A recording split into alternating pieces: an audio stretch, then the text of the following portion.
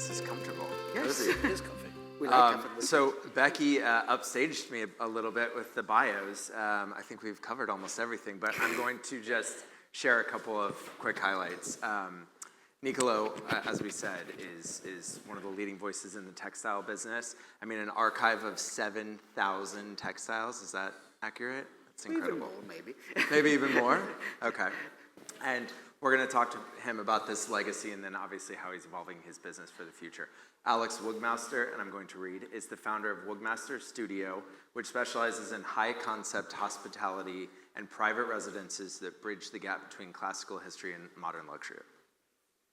And then Lauren Rottet, founding principal of the Rottet Studio, an international architecture and interior design firm, and is the first woman to be elevated to the fellow status by both the American Institute of Architects and International Interior Design Association. All right, so here we go. Starting off with you, Nicolò. So you're doing projects across commercial, residential, and hospitality. So can you discuss this evolution and how you think about each of those different disciplines in your business? Well, evolution is a very important concept that, of course, if you don't evolve, you die. Things don't stay still. They evolve sometimes even too rapidly. I'm from Venice. That's where the company is based, the family is based. And Venice is a good example of evolution, maybe now a little less. But it's a city which has evolved for over 1,000 years, being a leader in the politics and in the trade in the Mediterranean Sea, and really evolving. So it's our roots, and we learn from that if you don't evolve, you die. So that's a very important word to follow and to adapt. Evolution, not a revolution. Revolution are tough. The market often doesn't allow you to, especially for a company of products. For a designer, maybe it's different. You have to change and maybe have a little revolution every now and then. But for a company of product, you can't shock your clients, the people who like what you do. So you have to evolve slowly but firmly with a clear idea of where you're going. It's interesting you mentioned residential hospitality. In the past, there was a very strong, they were very well differentiated. One word and the other. Today, this has been this evolution also of the two words coming closer together. And we realized that whereas in the past we used to develop one collection for residential, one collection for hospitality, which had different ingredients, of course, different performance, etc., but also different material, they were really different. Today they merge.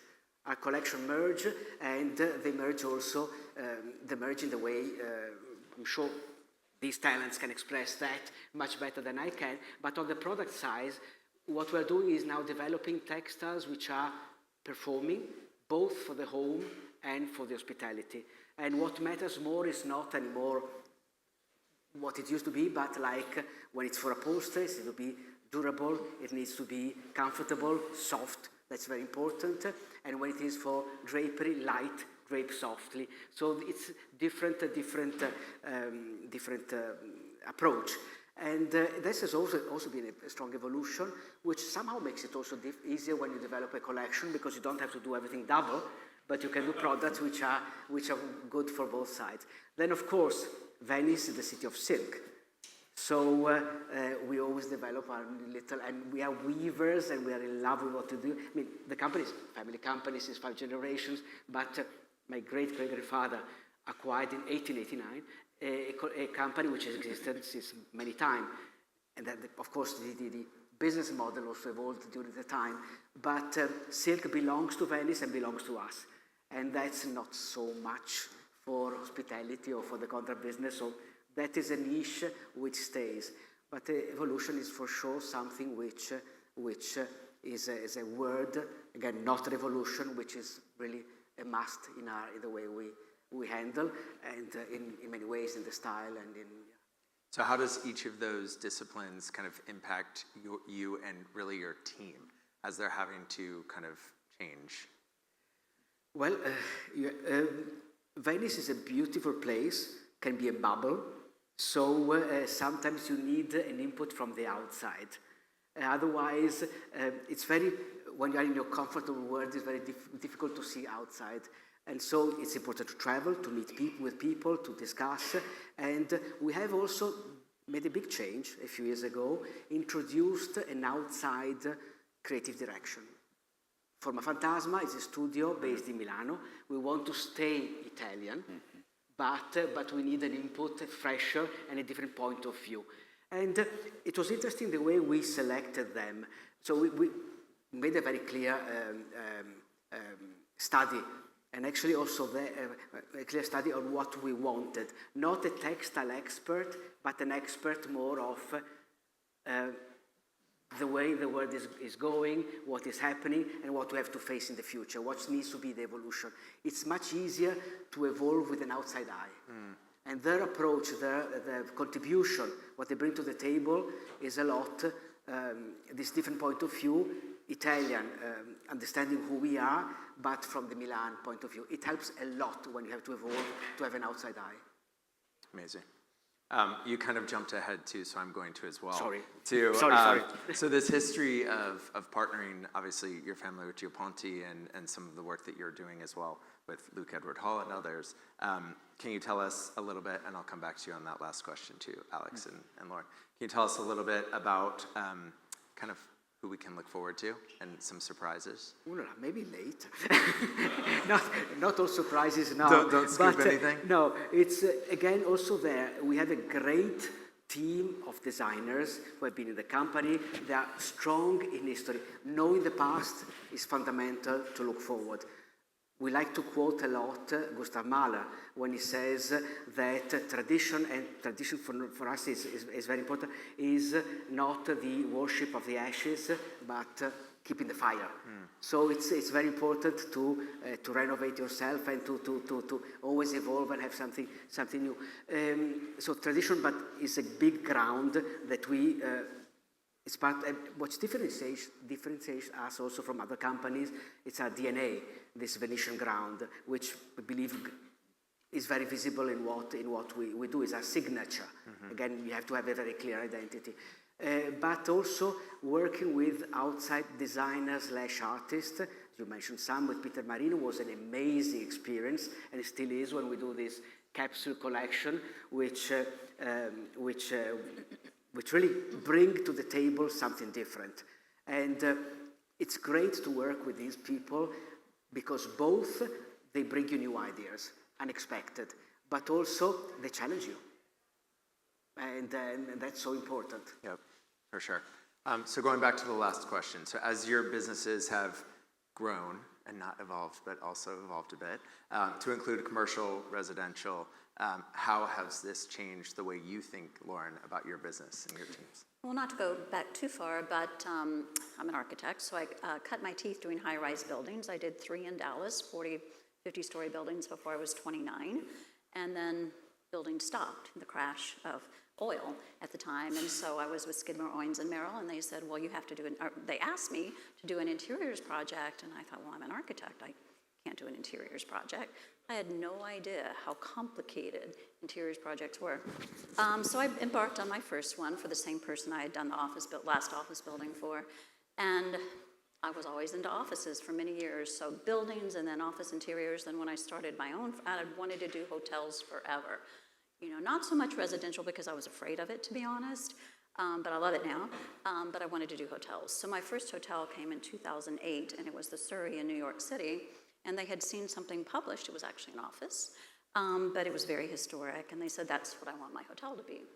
And so that led to St. Regis, and then to Ritz-Carlton, and then to Four Seasons, and 55 hotels later. The offices, what they brought to the hotels was a rigor of design. I knew architecture, I knew lighting, I knew acoustics, I knew all of the bones, I guess you would say. I knew plumbing, I knew water pressure, I knew all of that good stuff. But hotels teach you so much about engaging people, comfort, creating a story, creating a mood, bringing people in. That's now coming full circle back to offices in a huge way. We're doing most of the interiors of the new tower going up in Century City. We're doing Creative Artists Agency's office, Clear Lake's office, Sidley office, pretty much 95% of the building, and they all want hospitality, residential, comfortable, organic, trees, So it has gone full circle, and then we do a lot of high-rise residential, and really the residential as well, especially high-rise residential and single-family.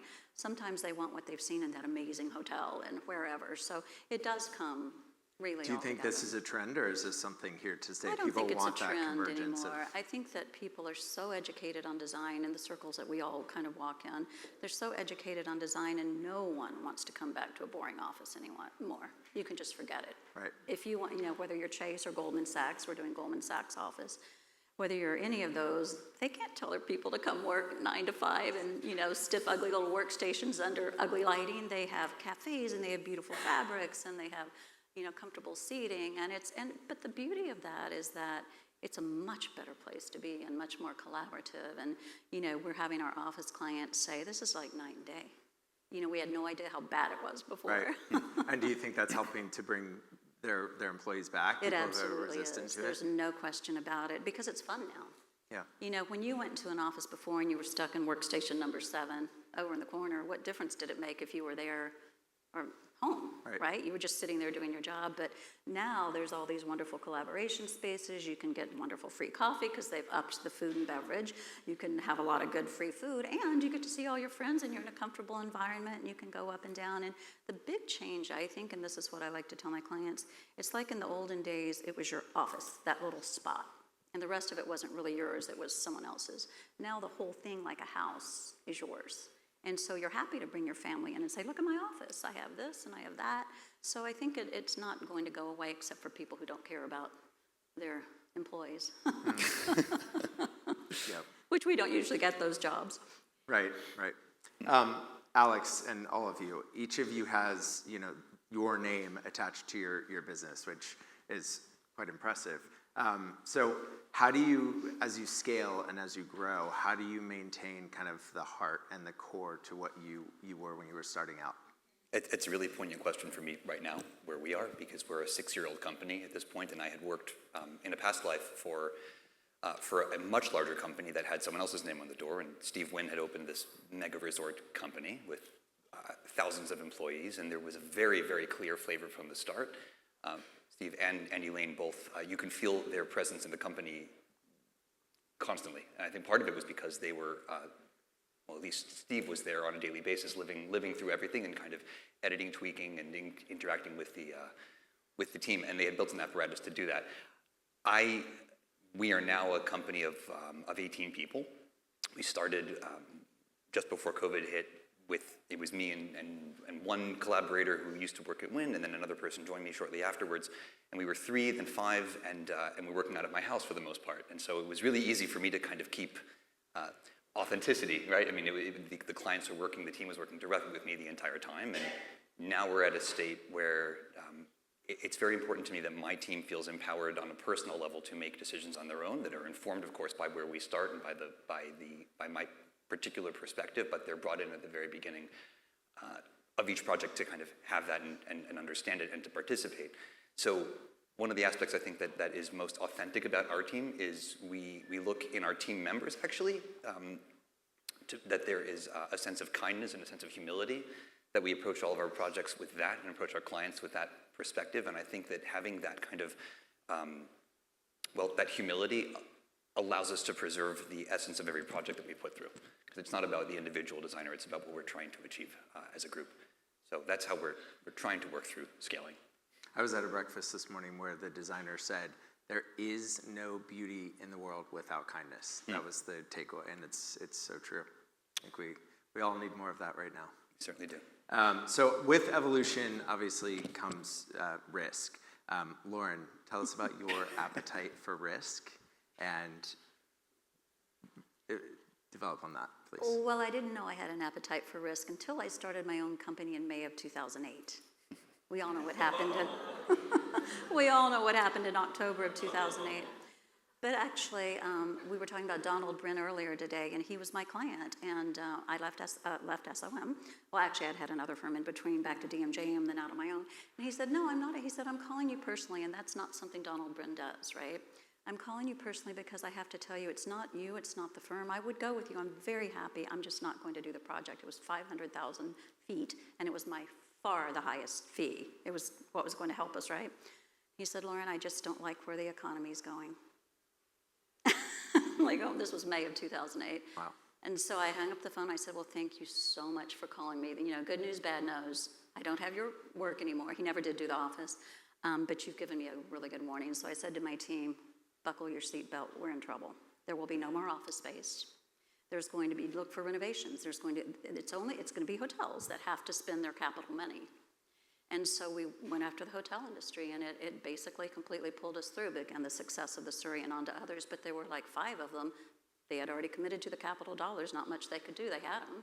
So they had to supply them. So that was a big risk, for sure. I guess the second one was I fired my CFO, who everyone loved but me. And so everyone thought, and I just kind of did it without asking anybody because I knew they really liked her, but she was not good for the firm. So I hired an amazing one, and that is just really. And how did that change your business? I mean, you saw it in the people, you saw it in the projects. Yeah, everyone was so mad at me. I can't believe you did it. You know, it was sputtered on. What are we going to do? And I'm like, you'll be fine. You'll be fine. But she was the reason, you know, as a creative, you come up with crazy ideas, right? And some CFOs are like, you're just spending the company's money, and that's wrong. And so I felt so under a rock. So the second I got rid of her, I wasn't under a rock anymore. So when Tracy came along, she goes, I was CFO for the Houston Rockets. I love crazy. Let's go for it. And so she's been this amazing encourager. She'll tell me every once in a while, you know, you're spending too much money, or let's not put, you know, too much money on that one. But for the most part, she goes, I think that's a really good idea. You know, I know someone who did this or that. And so what it has done is I always knew as a designer, I'm sure you feel the same way. I know Lucinda feels the same way. You know, don't put us in a box and say we can only design this. You know, let's get our hands on everything. Why not leverage that talent? So, of course, we have the furniture line now, Rottet collection, and now we're getting into landscape design. I'm designing pots and landscape design and all sorts of things that we want to do. I started to get into floral design, and my son stopped me on that when he goes, well, let's look at the numbers on that. Are you sure? Because that's a lot of work for her. And he was absolutely right. Oh, yeah, that's not that much money at the end of the day and a lot of work. But I can't stand the flowers that most of my clients put in their spaces. So now we typically say, look, let us do it. And we don't make a ton of money on it, but at least the spaces look fantastic and we don't lose money on it. And some of the people in my office enjoy doing it. They kind of do it themselves. So they took some floral classes. So I guess how it's changed is I felt under a rock and I wasn't excited because there were all these things I needed to get out and do and explore. And she's been so encouraging. It's like having an accountant who doesn't let you go too far, but says, you know, explore what you want. You have a good mind. Does anyone hold you back from spending, or do you hold them back? Well, both. Both things happen. Well, in a company, you always have to take decisions which are risky sometimes and try new things. Actually, somehow in my industry, sticking with textiles is a risk. In the good old times, you'd have 3 layers of drapery, sheer curtain, double curtain, bedspreads, and so on. There's so much less fabric now in a home. Nevertheless, this is our world, and we decided to stay with it and to try to inspire also new ways of using textiles. We have acoustic panels. We are trying to also explore the outdoor world, which is something next to it. How can you use a textile in a different way and still make it something that people need in their lives? That somehow is also a risk that, but we want to. This is our DNA, and we go there. And spending well, you also try to make clear who you are. And my great-grandfather, this is a slide also showing it, advertised in the 20s Rubelli as textiles of art. And art today is something very important. So we kind of invest also in working with artists, promoting art. We're supporter of the Peggy Guggen collection since many years, or other artistic organizations in Venice and in Italy. And we like, again, it's also the challenge and the try to get new ideas. Working with artists is so inspiring. And actually, those of you who will, so this is a little bit of news. Now, those of you who will come to Milano, to Salone del Mobile, we have a big showroom in Milano, the flagship, and we decided to turn it, not push product, because you cannot only do that, but spend for something else. So promote the work of an artist. So the space will be converted in a site-specific installation, designed by a Chinese artist for and with Rubelli, because there are art textiles, and the artist is Ai Weiwei, a kind of quite an amazing person. Wow. And so we like, yes, sometimes business is also fun, and the pleasure of doing things which are unexpected. Yeah. And we like to, in a family business, when it's your business, it's easier to kind of get diverted and do also these things which are not maybe an exact business return. They don't have exactly, but they give you a lot of delight and are coherent with who you are. Yeah. I'm seeing a lot more dense, kind of Baroque, colorful, layered interiors. I think there's going to be a return to these layers and layers of fabric. I pray. I think we're all seeing it. Well, we have here a great designer who's look at what whole collection for an installation, layers. I love when I heard that. I love the idea. I'm very hopeful. Very hopeful for you. Alex, going back to kind of like risks and tell us about a decision that you made that was considered unpopular or controversial, either by kind of your team or by the public, and how that played out. Truth is, we haven't had too much controversy, which I'm grateful for, but I had my own internal controversy that I can speak to. I'm very old-fashioned in kind of my design approach, and frankly, if I could be writing with a quill pen, I still would. So the advent of AI has been really interesting for me, and I know that's been a topic. Well, I've heard it spoken about quite a bit, and I don't want to drag that out, but I was personally very resistant to using it because it's not part of my own design process. And I found that engaging that, while it is contrary to the way that I think about design, has been a really useful tool. So to me, that's controversial, but that's not the controversy you're looking for. Yeah, dig deeper. Let's go. I was hoping the AI topic wouldn't come up, but do we want to expand upon that? I wasn't trying to, by the way. Okay. Kind of switching gears to leadership, and Nicolò, I want to start with you. How has your style as a leader evolved as the business has evolved and the challenges that you may be facing as well? It's very difficult to be a leader when you grow in the company, where the first memory of myself in the company is witnessed by a picture where my mother for charity did this representation, I don't know what to call it, and I was baby Jesus. So there's a picture. So I was very young at the time. And when you grow, it's kind of strange and you're always there. So it's not easy to become a leader when all these people, you're part and you start from below. But I think the important thing is to have a vision, to try to be a reference for how they can grow. Do they put the baby Jesus photo up No, on every... they don't have it, thank God. No, it's an album at home, not in the company. And either of you, Lauren or Alex, as you've grown and you've evolved, how has your leadership kind of style evolved? I definitely see an evolution in my own behaviors across the board. I never thought that I would. Yes, I'm now officially an entrepreneur. I never thought that I would be. That wasn't part of that wasn't what I was driving to do. I wanted to just do great design.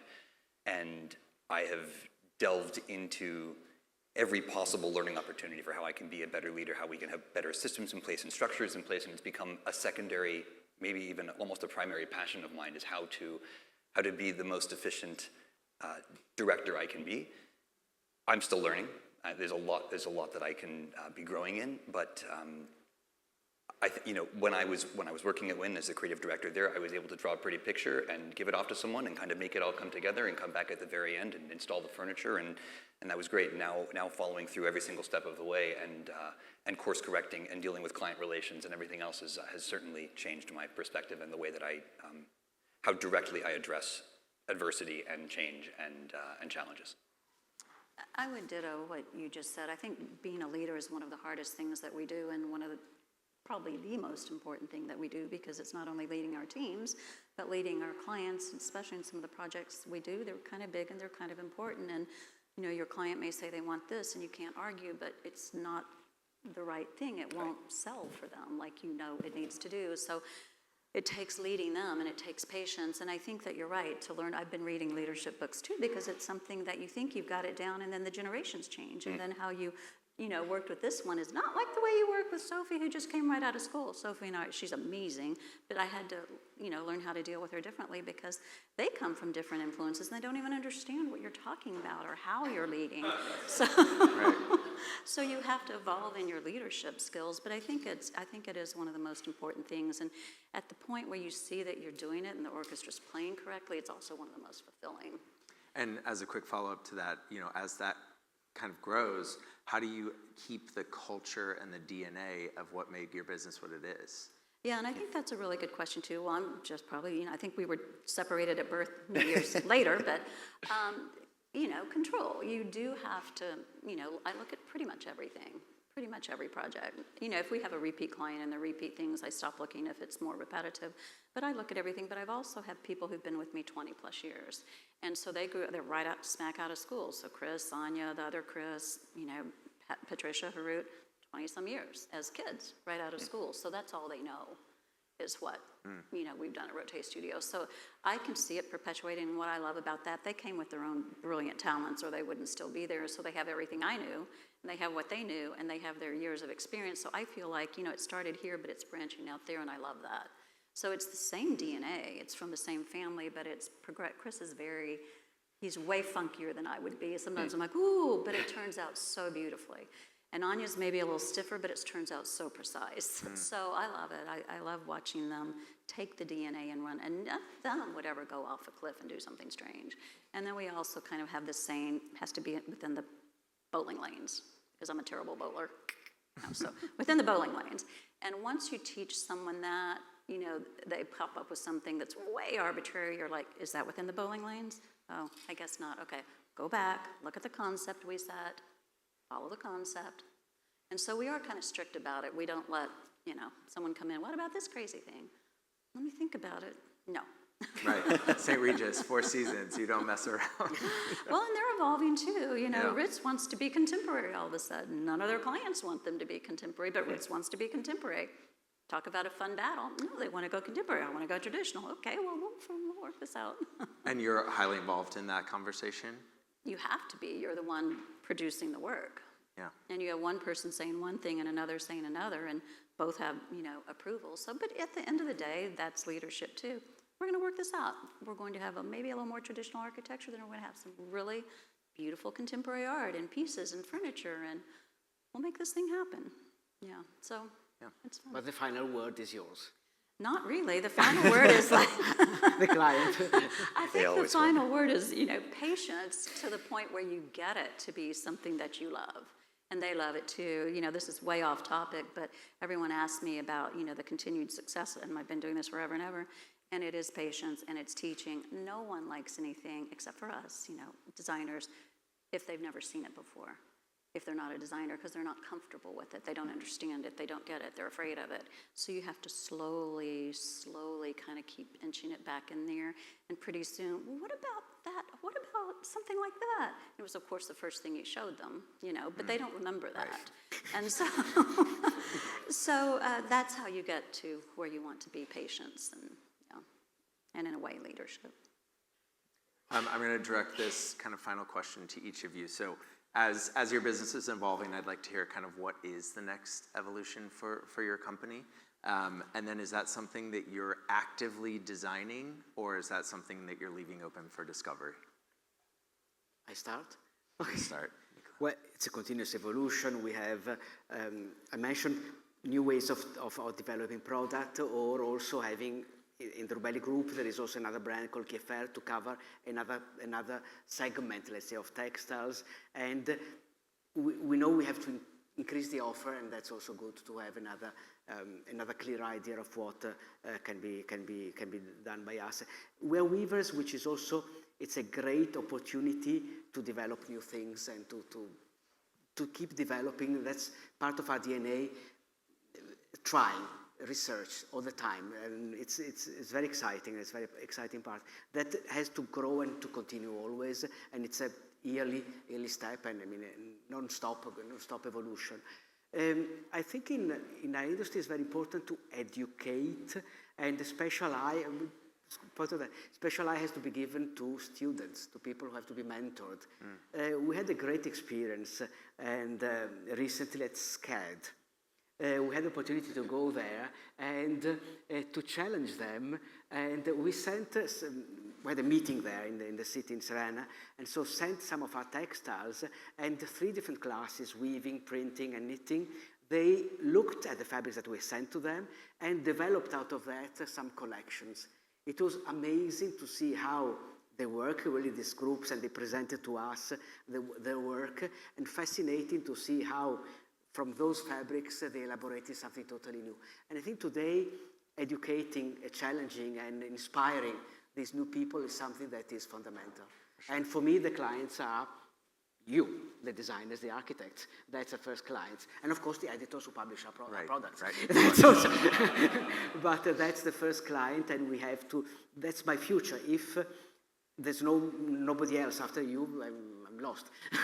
So for us, this is something that we want really to take care and work with. This CAD, I have to say, it was a great experience, better than some Italian schools. Love to hear that.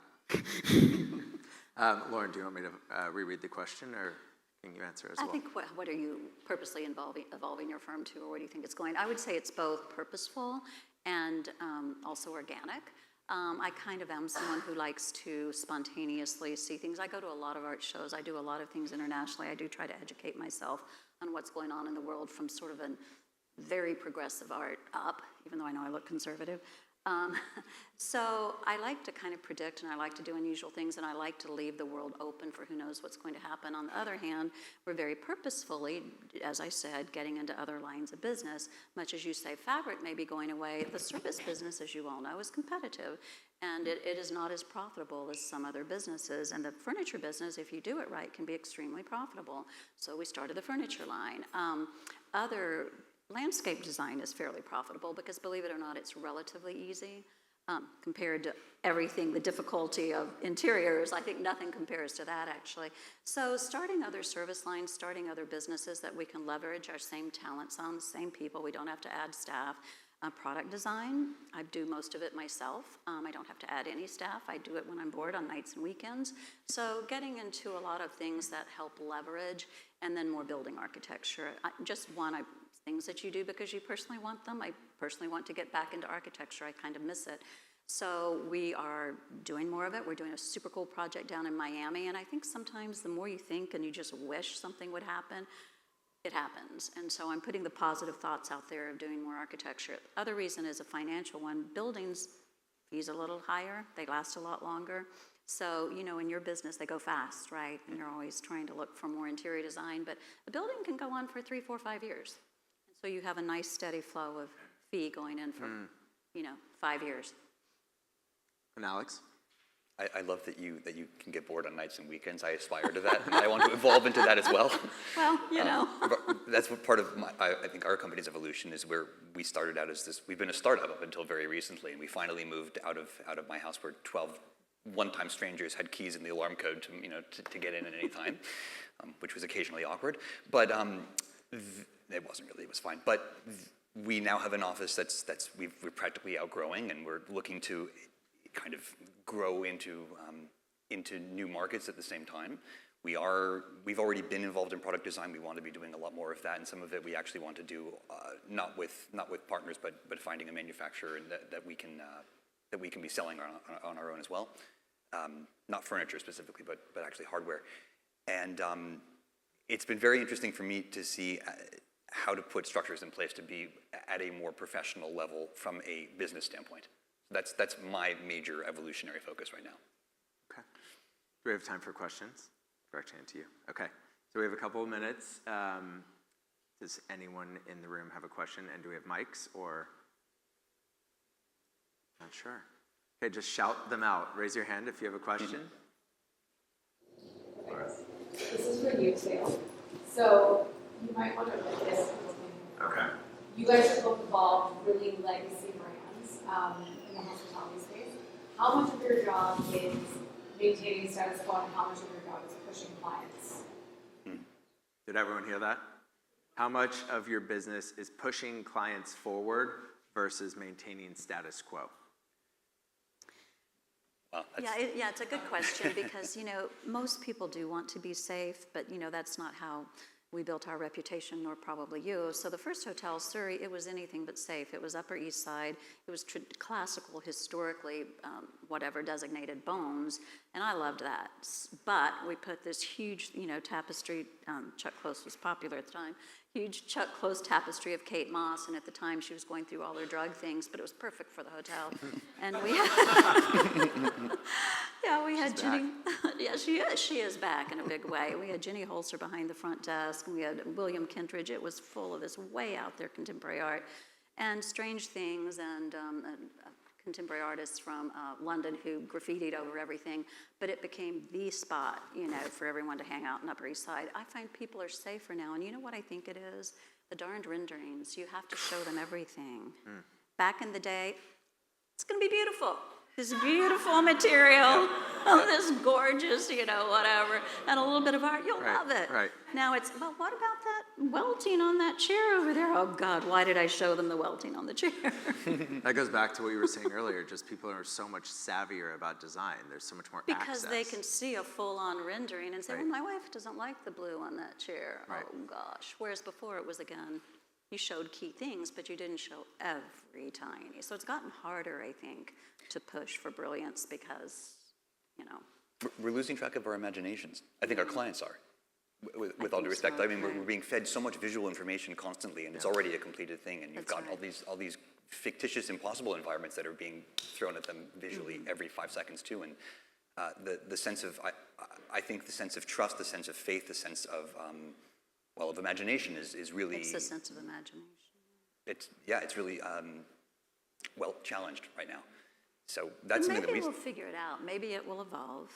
And, maybe we'll figure it out. But I think, there was a mystery in not having to show everything. Yes, and there was a flexibility. Yes. What I was trained to find antiques in the Paris flea market and just kind of bring them in at the last second and put them on the Right. console and Right. have a. You can't do that. You can't do that now.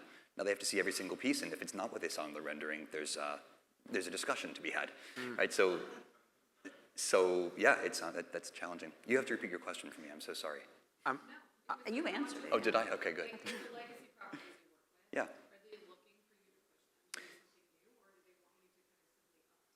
Well, no. So for us, actually, we've been challenged with a legacy property to look at that property for the next 25 years and help them to redefine what they stand for, but respecting their legacy, of course. And it's been both. It's been a discussion of, we've helped them to distill their core values, and from an aesthetic standpoint and from a service standpoint, as well as they've also kind of put in counterpoints and said things like, this isn't modern enough, we need to see more contemporary twist. It's a dialogue. This works also for product anyway, that you have also a very hard balance between what you develop, which is safe, and what is bold, audacious.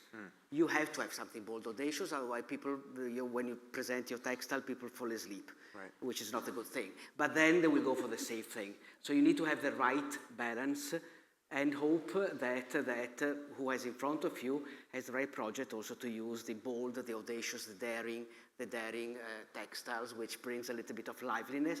Maybe we not do the full upholstery of the walls, but maybe a small chair, a pillow, which you need, I think, in an interior to have something also outstanding and which breaks the boringness of having everything very predictable. In this sense, hospitality and now luxury shops are a little bit in advance. Residential, it will come later. Residential because people live the whole, they don't want to see every day the same thing. Whereas in hotels, you want also the experience. Las Vegas teaches us a lot, have been much ahead of this in this trend of being daring and breaking the rules in any way, in all the way. And now I see it a lot in luxury shops. Because they do really, introducing art has been something very important. I mean, not only product, but art, experience. The experience in a shop.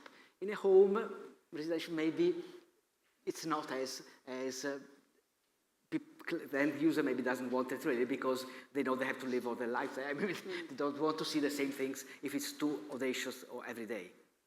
I think Las Vegas also is falling behind in the design trajectory too.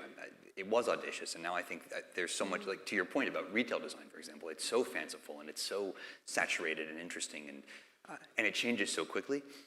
in Las Vegas, durability was is still one of the driving design factors, right? How bulletproof is this fabric truly?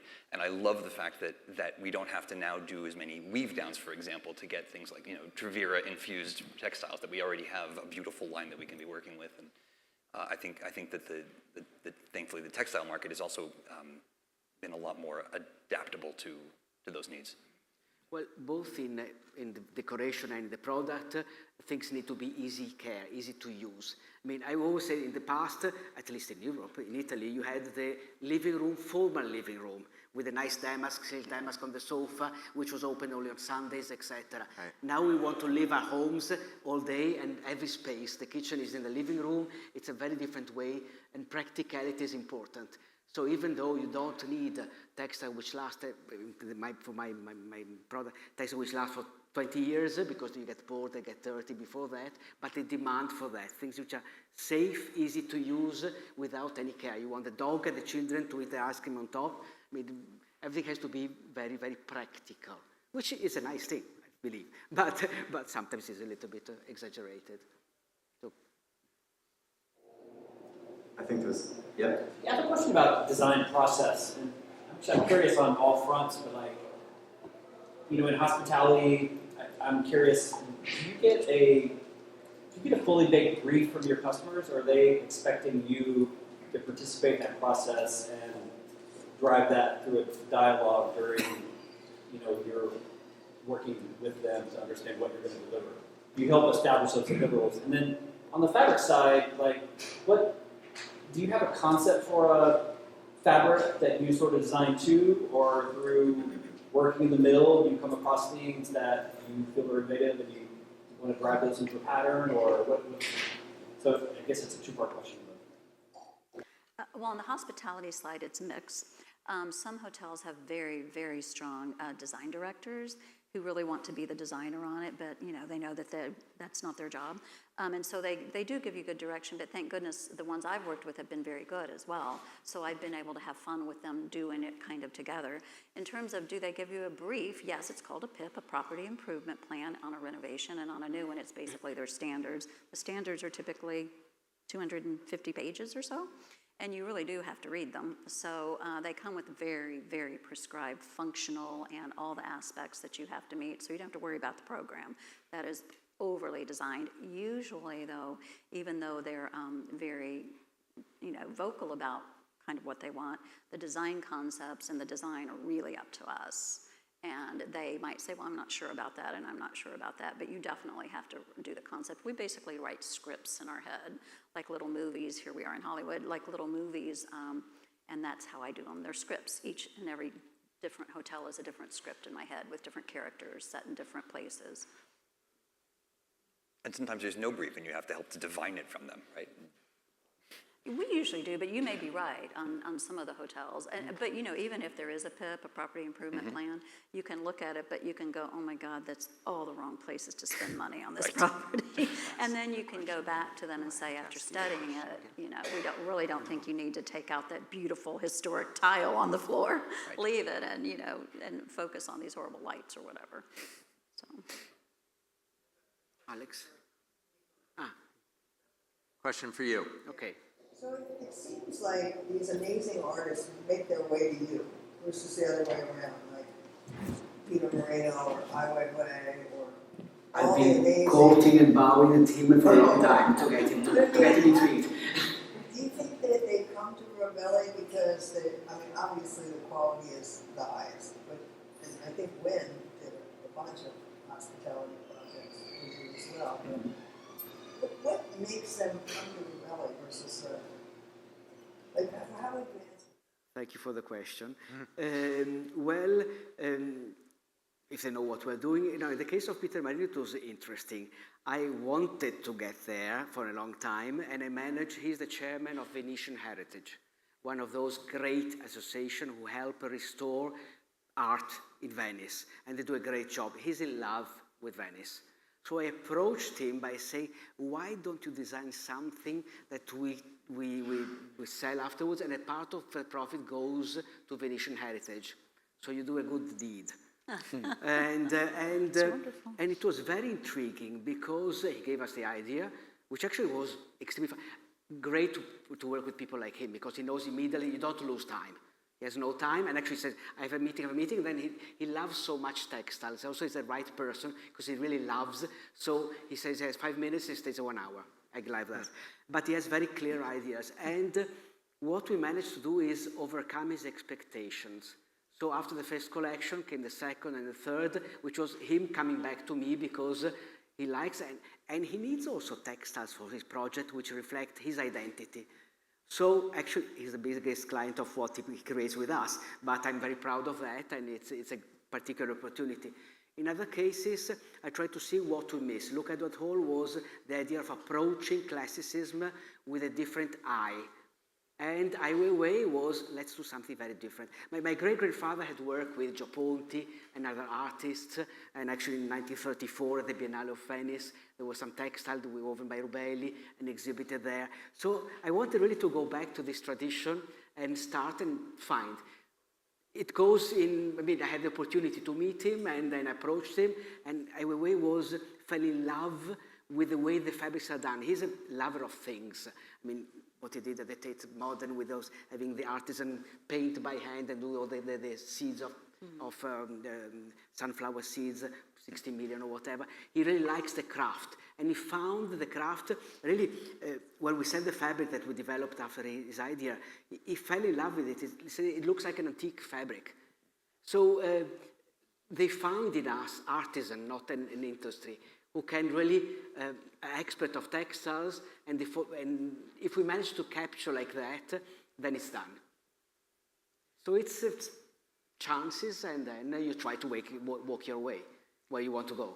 This isn't about artists coming to Rubelli, but why do designers come to Rubelli? Because they really follow through, and they really intensely follow through, and that's not always the case with them. And so we've used them on many, many ships, and we're using them on a project in Wen and on Marjan Island. And I will also say that both Nicolò and his brother Andre are really incredible people personally, and fun to be around and work with. And there's a piece in the Rottet collection line, which it looks like a brocade, because I looked into their beautiful, beautiful archives, if you ever have a chance to do that. Drawer after drawer after drawer of stuff that will just get you inspired for the rest of your life. And this one piece I just kept having in my head, and I remembered years ago when I visited Andre and his beautiful wife, and I thought, I had just flown in, I thought, what time is it? Because this window was glowing, and they said, no, it's nighttime, you're right. That's an LED woven fabric I'm exploring, and I'll never forget that. That was, and so many years later, there's a screen in our line that's LED woven fabric, but it harkens back to a Renaissance pattern. It's just brilliant. It's absolutely brilliant. I prefer, both my brother and I are engineers, but he's electronic engineer, more technical, and I like more to work with yarns and other things and style and all. He likes to work with these things, just doing a LED textiles, which he develops, and then, yes, thank you for believing in it. And then not only that, you probably saw the pictures in Milan, so there was, I didn't notice it, but evidently one of the threads wasn't, and he couldn't stand that. So he's just, I'm like, why is he waiting around? Doesn't he have anywhere to go? So after everyone left, he crawls in there and he fixes it.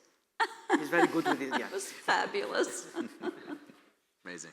Okay, so I think we're wrapping up. Thank you, everyone. Thank you for your questions. Thank you for spending time with us today. Thank you to the panel. It was amazing. Honored.